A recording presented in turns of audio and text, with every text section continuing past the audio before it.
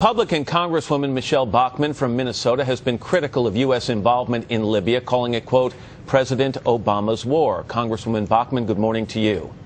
Good morning, Matt. I want to take you back to March 17th. It was a Thursday. It was the day that Muammar Gaddafi told the people of Libya and Benghazi that his troops were on the way, they would show no mercy, and they would find them in their closets. If you had been President of the United States on that day, what would you have done specifically?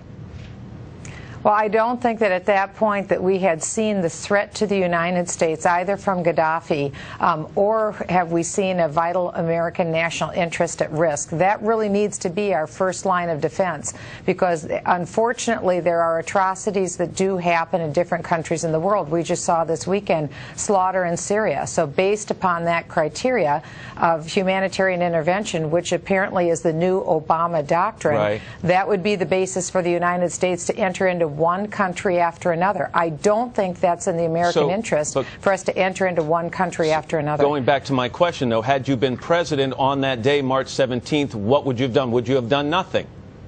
I would not have gone in. So would you have called the other leaders of NATO countries and said, we support you, but we're not coming? Well, I think that what presidents do is they stay involved and they try to get the very best intelligence that they can, because I think one thing that the American people need to know is that we don't know, nor did the intelligence community know, who the opposition is. If we're going in, because remember there was just testimony yesterday that there are flickers of al-Qaeda. We don't know how much al-Qaeda is involved in the opposition forces. Why would we want to strengthen al-Qaeda's hand in North Africa? That certainly wouldn't be in the interest of the United States. Well, let me flip that coin on its other side. If there are flickers, as you say, of al-Qaeda among the rebels, would it not be a sign to them, or showing them that the United States has compassion and we're willing to use our military might to help all people? Compassion for al-Qaeda? No, compassion for civilians in Benghazi. Well, of course we have compassion for people. That is not the point. There is no more compassionate nation in the world than the United States of America. We are the ones that offer the humanitarian aid. But in this instance, under the Obama doctrine, the President of the United States is using the United States military for the purpose of humanitarian aid.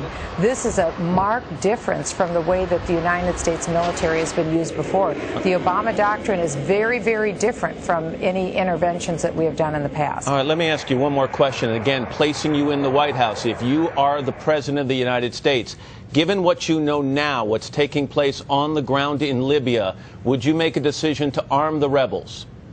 I would not. Because, again, we do not know enough about who they are, and we also have not identified an American vital national interest. That must be done before the United States can intervene in another nation's affairs. So as I ask you a couple of questions asking what you would do if you were president, are you running?